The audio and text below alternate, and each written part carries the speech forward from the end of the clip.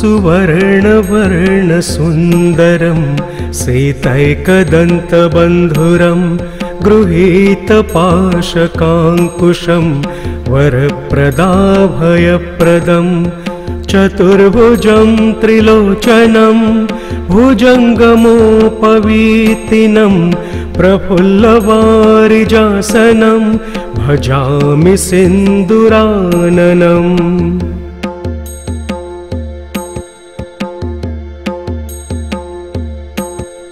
किरीटहारकुण्डलं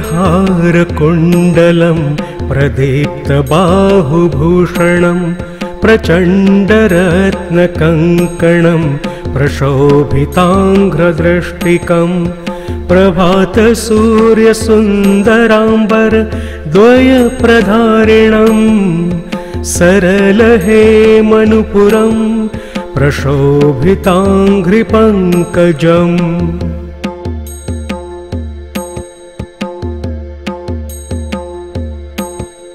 सुवर्णदण्डमण्डित प्रचण्डचारुचामरं गृहप्रतीर्णसुन्दरं युगक्षणं प्रमोदितं कवीन्द्रचित्तरञ्जकं महाविपत्तिभञ्जकं षडक्षरस्वरूपिणं भजेन्द्रजेन्द्ररूपिणम्।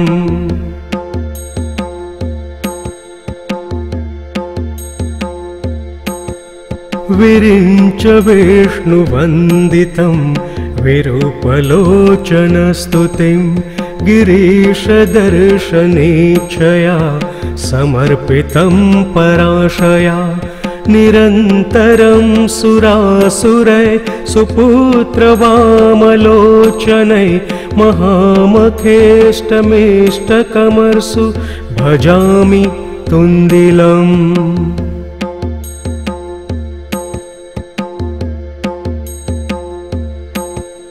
मदौघलुब्धचञ्चलार्कमञ्जुगुञ्जितारवं प्रबुद्धचित्तरञ्जकं प्रमोदकर्णचालकम् अनन्यभक्तिमानवं प्रचण्डमुक्तिदायकं नमामि नित्यमादरेण वक्रतुण्डनायकम्।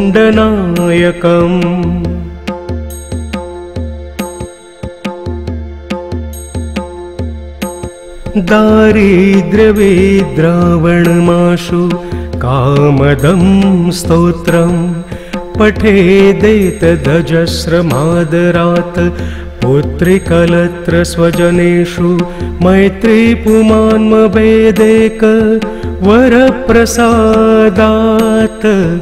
इति श्रीमच्छङ्कराचार्य विरचितं गणपतिस्तोत्रं सम्पूर्णम्।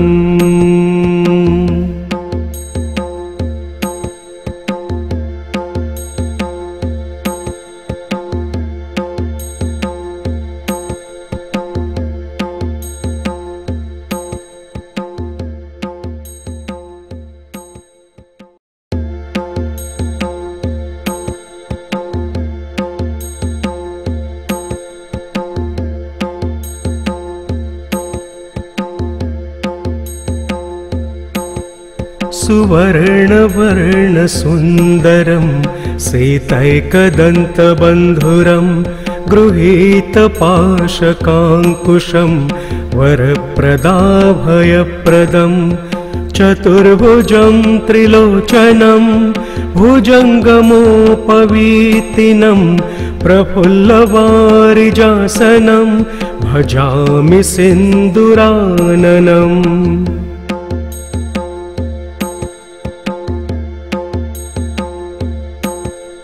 किरीटहारकुण्डलं प्रदीप्तबाहुभूषणं प्रचण्डरत्नकङ्कणं प्रशोभिताङ्घ्रदृष्टिकं प्रभातसूर्यसुन्दराम्बर द्वयप्रधारिणं सरलहेमनुपुरं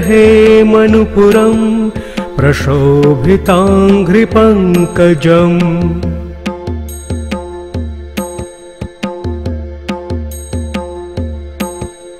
सुवर्णदण्डमण्डित प्रचण्डचारुचामरं गृहप्रतीर्णसुन्दरं युगक्षणं प्रमोदितं कवीन्द्रचित्तरञ्जकं महाविपत्तिभञ्जकं षडक्षरस्वरूपिणं भजेन्द्रजेन्द्ररूपिणम्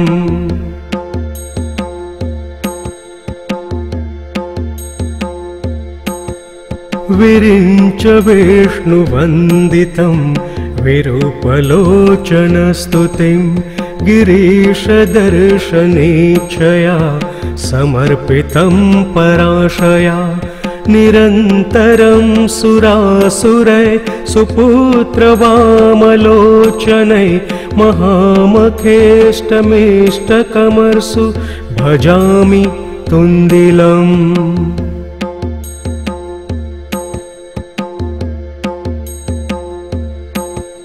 मदौघलुब्धचञ्चलार्कमञ्जुगुञ्जितारवं प्रबुद्धचित्तरञ्जकं प्रमोदकर्णचालकम् अनन्यभक्तिमानवं प्रचण्डमुक्तिदायकं नमामि नित्यमादरेण वक्रतुण्डनायकम्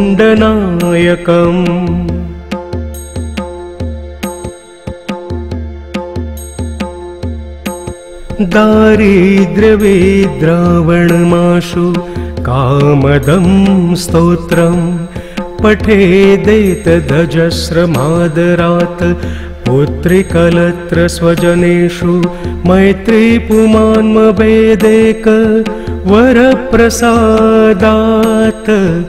इति श्रीमच्छङ्कराचार्य विरचितं गणपतिस्तोत्रं सम्पूर्णम्।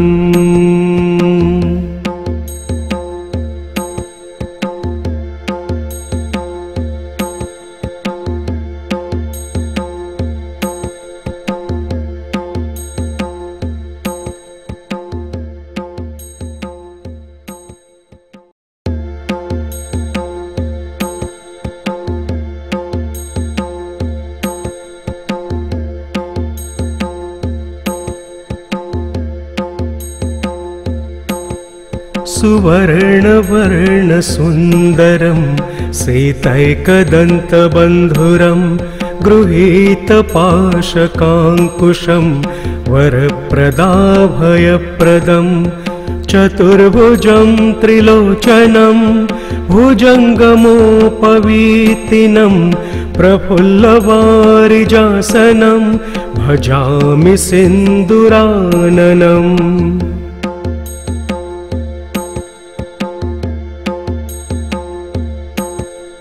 किरीटहारकुण्डलं प्रदीप्तबाहुभूषणं प्रचण्डरत्नकङ्कणं प्रशोभिताङ्घ्रदृष्टिकं प्रभातसूर्यसुन्दराम्बर द्वयप्रधारिणं सरलहेमनुपुरं प्रशोभिताङ्घ्रिपङ्कजम्।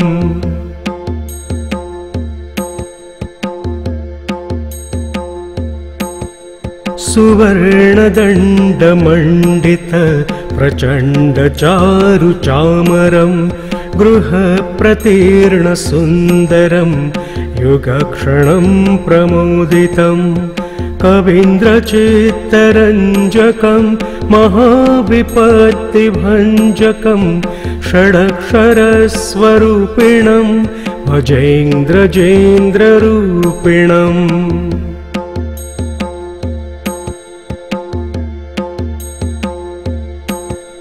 विरिञ्च विष्णुवन्दितं विरूपलोचनस्तुतिं गिरीशदर्शनेच्छया समर्पितं पराशया निरन्तरं सुरासुरै सुपुत्रवामलोचनै महामखेष्टमेष्टकमर्सु भजामि तुन्दिलम्।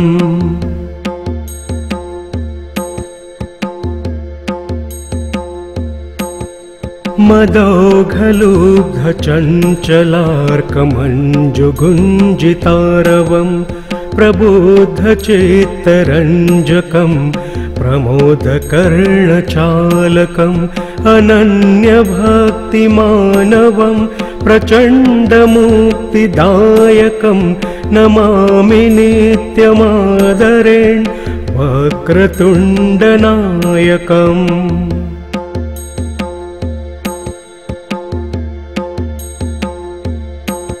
दारिद्र्यविद्रावणमाशु कामदं स्तोत्रं पठेदेतदजस्रमादरात् पुत्रिकलत्र स्वजनेषु मैत्रीपुमान्मभेदेक वरप्रसादात्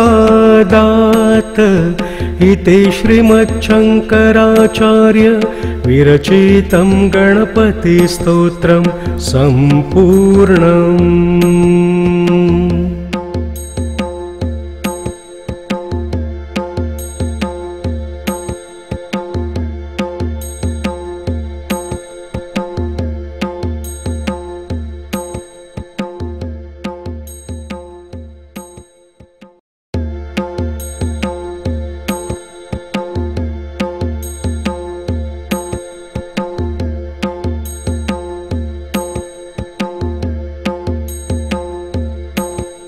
सुवर्णवर्णसुन्दरं सीतैकदन्तबन्धुरं गृहीतपाशकाङ्कुशं वरप्रदाभयप्रदं चतुर्भुजं त्रिलोचनं भुजङ्गमोपवीतिनं प्रफुल्लवारिजासनं भजामि सिन्दूराननम्।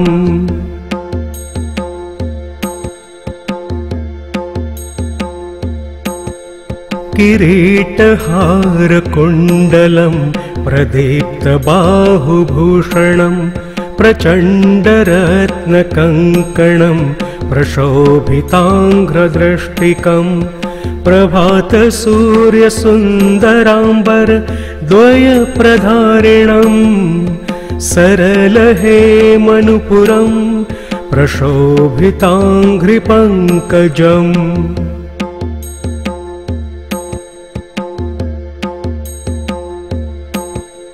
सुवर्णदण्डमण्डित प्रचण्डचारुचामरं गृहप्रतीर्णसुन्दरं युगक्षणं प्रमोदितं कवीन्द्रचित्तरञ्जकं महाविपत्तिभञ्जकं षडक्षरस्वरूपिणं भजेन्द्रजेन्द्ररूपिणम्।